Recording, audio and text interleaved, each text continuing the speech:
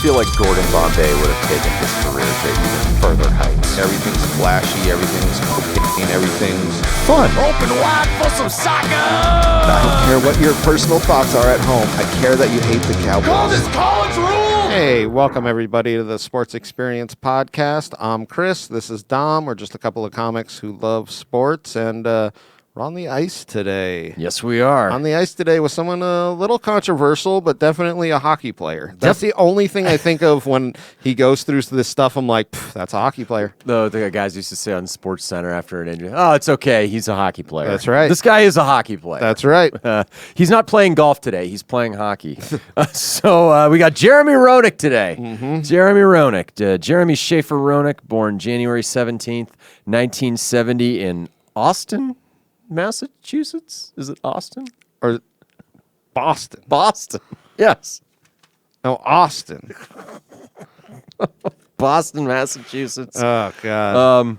Mom Roxanne, his dad, Walter, who was a mobile oil district coordinator. So it means they moved around a lot. Bit of a rich man, Bit of a rich man. if you know what I mean. He came from oil money. It's just a couple oil men.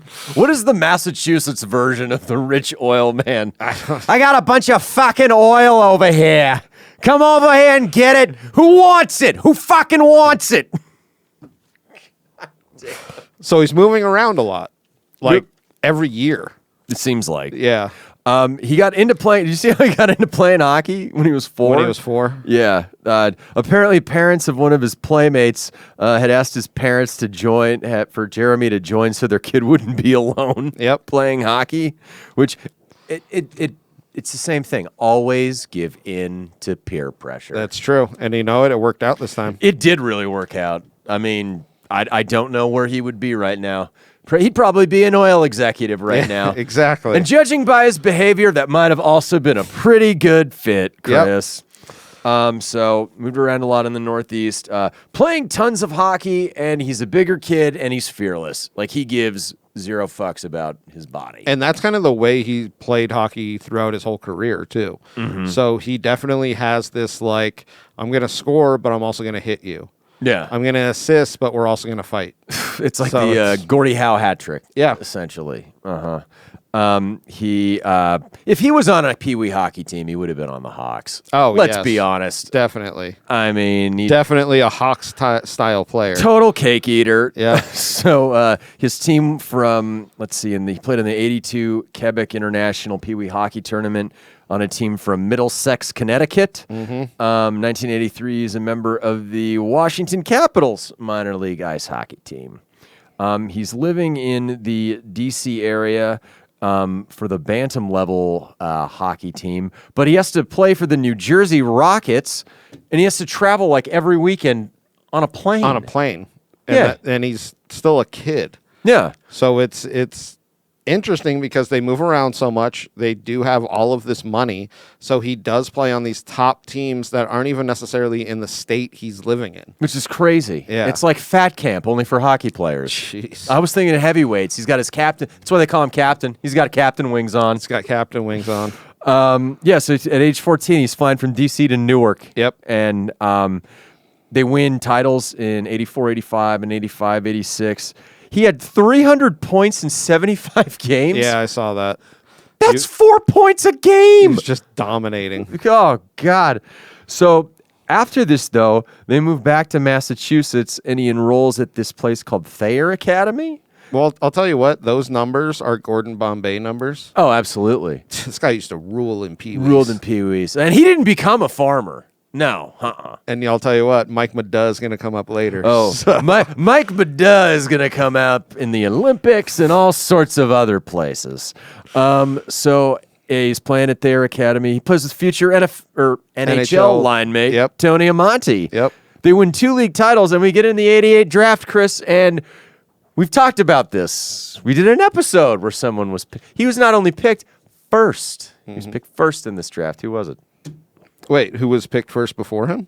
No, who was the first pick in the 88 draft? Oh, wasn't it Jeremy? No, it was Mike Modano. Oh, it was Mike Modano over him. Yes, Yeah, sorry. I got lost in the sauce there. I was so confused because I was talking. like, Jeremy didn't go first in that. And then I was like, Wait, what? Too many words. I get too many words. So he goes 8th, though, out of high school, which is... But still stays and plays juniors for a bit and like that kind of shit. But he goes to the Blackhawks. He ends up playing in the World Junior Championships. Lighten it up, dude. And for 2 years, he held the he played 2 years. He held the record for points until I forgot who it was, but it was like 2010. This guy ended up beating him for points record because he played for 3 years. Yeah, and he played like a whole bunch more games. Yes. What was it? Yeah, 25 points. He was the all-time leader in these U.S. juniors.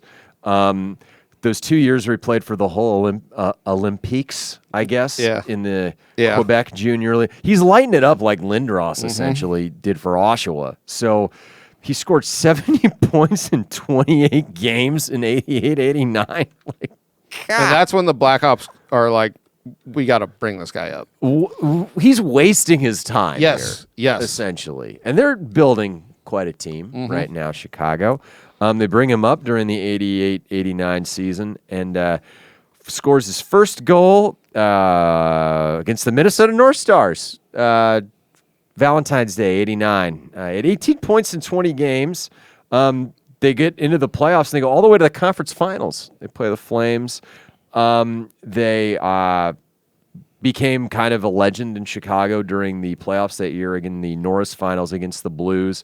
Glenn Featherstone broke his teeth. I was going to say, so he cross-checks him, breaks, I believe, 4 of his teeth out. Yeah. And Roenick not only stays in the game, but he goes to fight him and gets a minor penalty for fighting him. Which he's a hockey player. But he stays in the game after this, and you're just like, Jesus Christ. They make him different, Chris. Yep. They just make him different. Yep. 89, 90, he's a full-timer now. Now he's, He's third in Rookie of the Year that year in the voting. They again go to the Campbell Conference Finals. They end up losing to Edmonton. He scored 18 points in 20 games in the postseason. So now he's arrived. I was just going to say, and he, throughout his career, is a postseason player. Great regular season player. He almost steps it up in the postseason. Staple at the center position. He's the man. He's the man. He's the man there. 90-91, they're awesome. They win the President's Trophy. They have the best record in the entire league.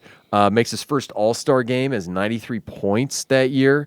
But they're upset by the Minnesota Miracle Men in Mikey Muds. Which is kind of disappointing because that was probably the year for them. And it's the President's Cup curse. Yep. Where it's like, yeah, we had such a great regular season, but we might be a little tired at this point. I don't think the North Stars had a winning record. No, I think they were the worst team going into the playoffs. Oh, God. 91-92, All-Star again. Career high with 53 goals, 103 points that year. He had 13 game-winning goals, I read, which led the NHL. Which I thought was fucking awesome. That's one of those calling things card. where you're like, that's the type of guy you want, line one center. You got Eddie Balfour doing all sorts of fun drinking shenanigans that year in between the pipes. Everything's coming up Blackhawks. He scores 22 points in the postseason, which was a career high. They beat St. Louis, Detroit, and Edmonton and go all the way to the finals. And then who do they meet but those goddamn Penguins. Really wasn't fair. I mean, when you look back and see each roster compared to each other, those Penguins were pretty stacked. They went back to back. They get swept in that series. But then we get into some weird times, some transition times for the Blackhawks, where you're thinking, well, this is just the beginning, but it really was just the end. I was gonna say he's still awesome. Like 50 goals in 93 or 92, 93, 50 goals and 107 points, like that kind of stuff where you're like, he's still elite. Blackhawks are really trying to figure out how can we get back to the playoffs and to the Stanley Cup because they're just kind of not a great team. Yeah, he's an all-star for like the third year in a row. Yep. Like you have one of the premier and you know what? He's from America. He's, we're not living in Give Up America. He's from America. Thank you. Playing a Canadian sport here. 93-94, another 107 points, fourth All-Star game. They end up losing to Toronto, though, in 6 games. And, well, we'll get back into that later. 94-95, there's a strike. Yep. because it's hockey Lockout. and there's a lockout. He has 34 points in 33 games, but he misses 15 games due to a bruised tibia. Yep. The shit. He has 8 postseason games. They beat Toronto in 7 because everyone beats Toronto in 7. They're like the Jets of the NHL at this point. Yep. When you take them to 7, they're like the Jets. They're like, all right, we're done. You guys got there. They sweep They lose to Detroit in the conference finals that year. And sets up 95-96, and this is kind of the last hurrah for them. For him as a Blackhawk. I mean, he's beating the shit out of Wayne Gretzky and Genesis. You know, like look at Wayne's head bleed. I know. Chris. Making his head bleed. It's not so much me, it's Roenick. It's Roenick. If you're of a certain generation, you know exactly what we're talking about. He has 66 games that year. He misses the last 11 games due to a sprained ankle. Yeah. So he's hurt like every year, but so when he's missing games, this is what would wipe guys' seasons out. Mm-hmm. No, you're right. I'm feeling like there's something that happens later in his career, and they're like, he came back after like 20 days, and you're like, what? So he definitely comes back way before other guys would have come back. And he's like, so if we haven't kind of gotten into it, he's kind of an asshole, but if you're on his team, he's that guy you want on your team. Yep. Where you're like, okay, he will literally give everything, every second of every game and every practice. You want him blocking for you. Exactly. You know? So 67 points in 66 games. They make the playoffs again. They sweep Calgary, which is nice because that's when Theo Fleury's starting to kind of go off the rails. Then they play Colorado in the next round, and Jeremy starts running his mouth a bit in this series. I don't know. Well, the incident that's kind of crazy when you look at it is he's on a breakaway. He gets tripped. Yes. The linesman doesn't call it a penalty or a tripping or anything. No. And he gets pissed off, and then literally Patrick Waugh was like, oh, I would have saved that. Yeah. And then that got them into like a heated, back and forth playoff war of words. And what was it? Jeremy said, I'd like to know where Patrick was when I beat him on the breakaway the first time. Yep. And then this is what made it so bad. I know. Because he did it in that douchey Quebecois accent where they interviewed Patrick Waugh about what he said. He's like, I cannot really hear what Jeremy says because I have, how you said, 2 Stanley Cup rings plugging my ears. Yep. I don't know if he did the laugh at the end, but that's he did exactly the laugh. how it Oh, sounded. he did. God. And then Colorado went on to win their third. So Well, they won in 6 that year, which is like, oh, you bastard. But that's it for Jeremy and the Blackhawks. in Second City. That's the end. They end up trading him to the Coyotes in what a lot of people say one of the most lopsided hockey trades ever. I don't know what they got in exchange. Like, I don't even know if you could consider this a washing machine. This is like a George Foreman grill. Well, they got, and I forget his name, but he was a young prospect of a center that they thought he was going to be like the next whoever. Jeremy Roenick. And they literally couldn't even get him to sign a contract with them. No. And he wasn't that good. It's just looked at, especially Roenick in this is his prime. And they let him go for pretty much nothing. And when you think about it, the Blackhawks really weren't competitive again until like the late 20-aughts. Yeah. From like now until then. Because this is when they started losing him. They're losing Chelios. They're losing all of these guys that like made this. Belfour is, I think, already or is headed to Dallas now. Like, this is it. August 16th, 96, he's traded to Phoenix. His number 27 was taken. So he becomes the first player in NHL history to wear 97. Which I like that. Yeah, that's pretty cool. 69 points that year. They lose to the Ducks in 7 games because there's the other Minnesota Miracle Man there. That's true. 97-98, make the playoffs. This is when they're going to the playoffs every year and losing in the first round. 56 points, they lose to Detroit in 6. 98-99, and then 99-2000, he's an all-star again. So he's 2 more years. He's an all-star caliber player. He's only 30, so he's still in his prime. It's just the problem with, those seasons is They're out in the first round. They're on the first round. Every single time. So- And this is when the West was Yeah. the dominant West. Like, it's hard to kind of like talk shit on it, but you're just not going to get through the Stars and the Avalanche and the... Who did we draw? Oh, great. Joe Sakic and Peter Forsberg. Yeah, Fuck. exactly. So it's tough, but 2001 comes around, they end up trading him to the Flyers. Yeah. So, well, actually, he's a free agent. Oh, he's a free agent. You're right. So, I know yeah. that. So, those last 3 years he's in Phoenix, he has 226 combined points. Mm-hmm. And you're thinking, like, well, why wouldn't you re-sign this guy? He's really good. Yeah. And he's still got a lot of hockey. So he goes to Philadelphia there in July 2001, which it's kind of a perfect place for someone with his personality. Yes. And I feel like the Phoenix wasn't the same as like the Blackhawks and the Flyers. You know what I mean? It's not, and no disrespect, it's not like the fans aren't going to get behind you. No, it's not a hockey town. In the same way. So 2001, 2002, he's an all-star. He's a team MVP. Leads the team in assists. Has 67 points. He scores his 1,000th point that year in 2002 on January 30th against Ottawa. Fortunately, they lose to the Senators in the opening round, which, oh boy. Following year, he leads the Flyers in goals. Has 59 points.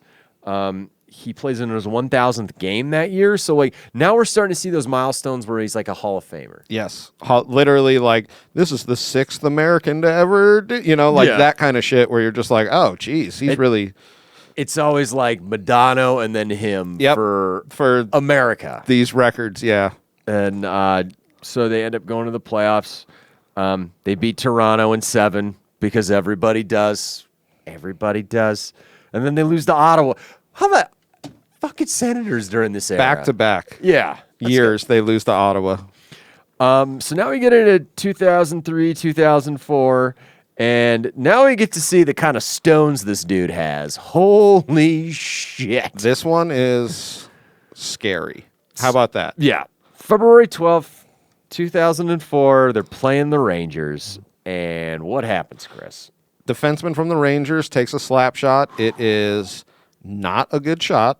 And it rips Roenick in the face, breaks his jaw in 19 places, and knocks him completely unconscious on the ice. They feared that he might have brain damage because he was out for like a long time. I'm sure, you know what? And this isn't, I'm not trying to be mean. There might have been some brain damage. He had such a long-term concussion that and this is literally hockey, the hockey doctors cleared him, and he said himself, he was like, I need more time. I can tell I'm not right. And when someone in that era, particularly someone of his toughness caliber, yes. You're just like, oh, he needs more. What happened? Because this isn't some, like, it's not, he literally is a guy who will go in for every hit. But he was just like, guys, I need a little bit more time. I'm still hurt. I read that it was his 9th recorded concussion. Exactly. Which is like, in those days, if you're recording a concussion, that means you probably shit yourself. Yes. And I'm not saying that to be mean. I'm just saying, like, that's how they would do this back in the day. Like, yes. There wasn't the type of precautions or what's chronic traumatic encephalopathy. I don't know. I'll ask my girlfriend. I don't know how you say those words. But it's too many syllables. It's if he has 9 recorded, he probably is in the 15 range. Or 20, who knows? Triple digits, maybe. Yeah, like, honestly, Jesus Christ. But when you go to YouTube, I'm sure it's there. It's awful. Oh, it's brutal. But he's like, he takes it like a man. I mean, like any other sport, the guy's out for ever. I was going to say the rest of his career, maybe. Yeah, God. But he comes back for the playoffs, which is like, what the hell? Oh, my God. So they win the Atlantic Division. They beat the Devils in 5. And then they beat Toronto in 6, not 7, where Roenick scores the overtime goal to advance him, which is like, that's the kind of hockey player he was, which I'll always respect as a hockey player. And then they play Tampa Bay in the conference finals, and this one had to be a real kick to the dick to Philadelphia. To Philly, yeah. They end up losing to effing Tampa in 7 games. I mean, as a Pens fan, I thoroughly enjoy whenever the Flyers lose, especially like this, because I was just like, do I really want Tampa? No. They're playing Philadelphia. Yeah. I don't know. I don't want them there. Yep. And so they end up losing, but you're thinking like, my God. And after when you think about this, he could have retired after that season and nobody would have said anything. No, I still think he would be a Hall of Fame player, but he still had some hockey in him.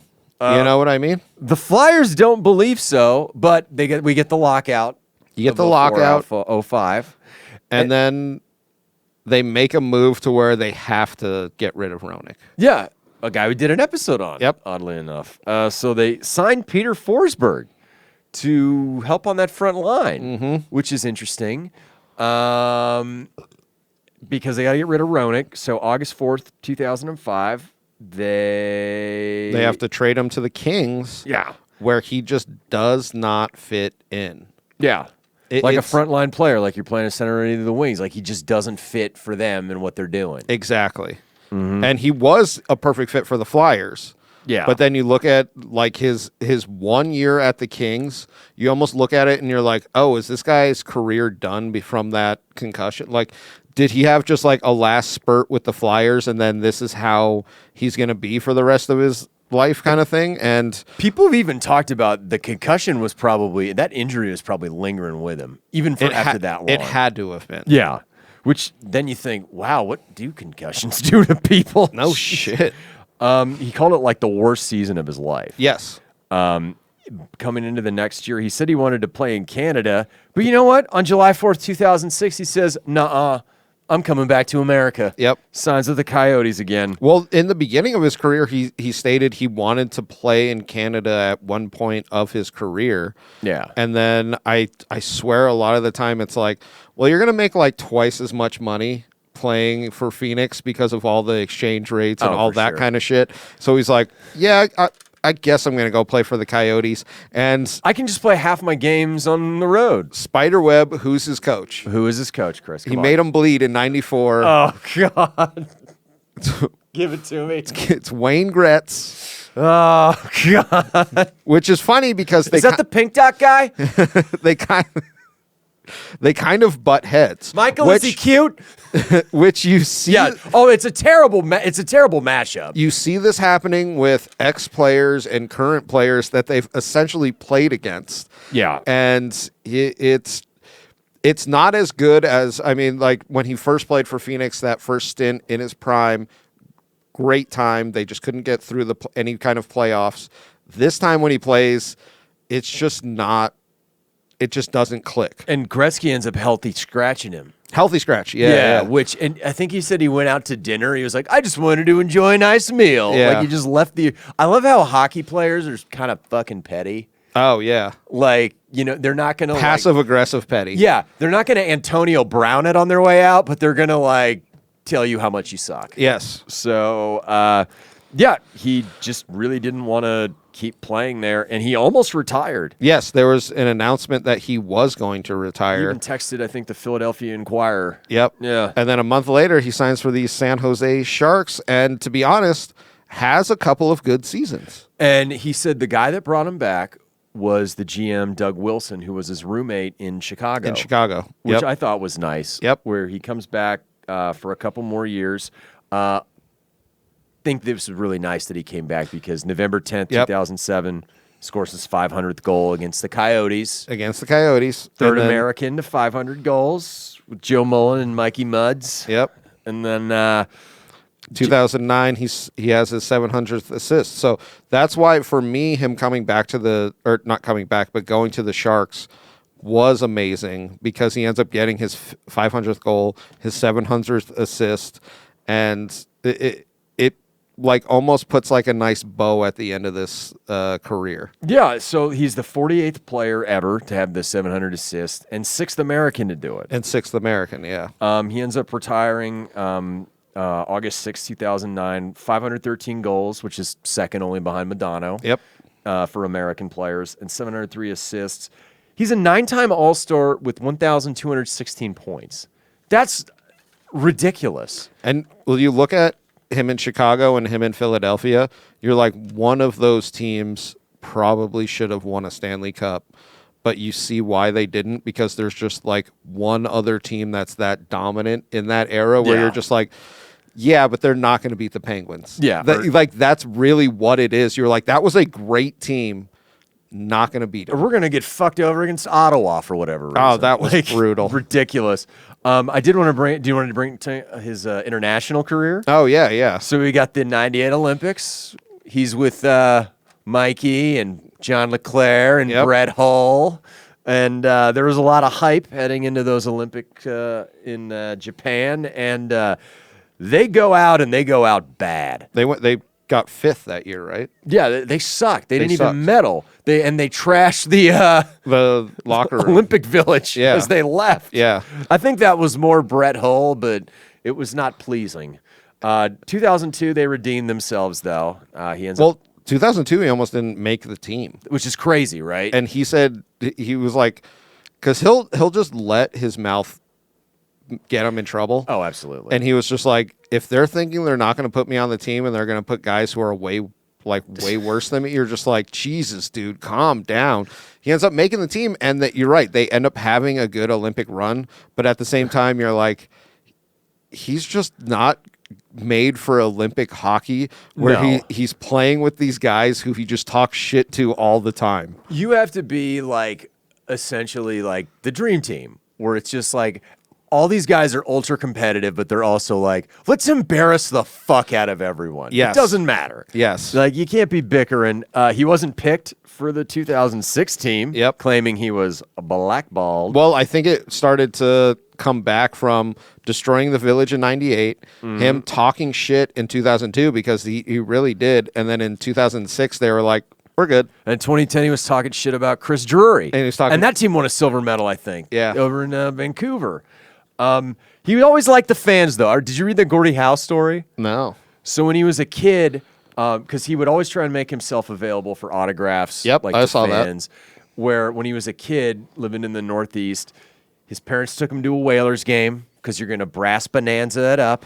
And you got Gordie Howe there probably at age 80. Yep. Because that's the age that he played at. He said, Grandpa. He's grandpa. So he threw a pile of snow at young Jeremy that was on the ice and winked. And Jeremy thought, that's like the coolest thing ever. It Like, really is. He made my life as a Yeah. sports fan. So he always tried to like give back, despite being a total dick. Well, I'll say this, because I think he said this post-career, but he said, Chicago, Philadelphia, amazing fans. Phoenix, I wanted to tell them to fuck off. Oh, I'll bet. He literally said Yeah. he was just like, they were just spoiled and delusional as to what kind of franchise they had. Yeah. And you were like, yeah, that kind of makes sense. I mean, no one then at the time realized, oh yeah, we're not beating 4 other teams. No. Like in this conference. Like we had a good team too, because they had like Doan and all those other guys. Yep. And oh man. Kachuk. Kachuk. That was a good team, but this is what he was saying, that he was like, they were just delusional as to like how good we were, and that was the only like fan base he really lit up, because people ask him that, they were like, he was like, yeah, I'd love to sign autographs, I love to like be there, Yeah. if you come out to see me. But he was like, Phoenix was rough. Well, I mean, they're now the Salt Lake Soakers, as you once described. That's beautiful. I mean, that's what they are. They don't exist anymore. That's They're a true. figment of our imagination. So he's not in 2010. Did you see the gambling stuff with him? So and this is the other thing, gambling, he becomes a really great, I think he was on ice to start, but a really great commentator. Yes. Oh, yeah. So it's an interesting post-career, which sometimes these guys don't really have. Well, he has at least the charisma to do the broadcasting. Yes. It's the stuff that he says That is almost kind of like a Kurt Schilling. Give me some gambling.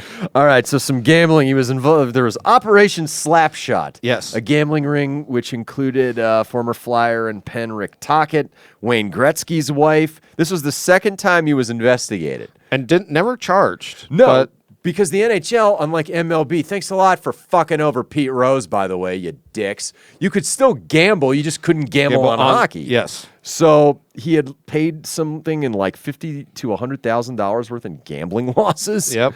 So they were trying to kind of trap him on that. But apparently Bobby Clark from the Broad Street Bullies, who was working as like, I think GM for the Flyers, was like, yeah, you just need to stop right now. Yeah. It's like, all right, I'm not going to fuck with Bobby Clark. Yeah. So he's a gambler. He's working in the media now. Did you see him driving on suspended license? Yeah, he got busted for a suspended license and then said something like, New York was supposed to send me a license and they haven't, so it's your guys' fault. And they were like, that's not how this works.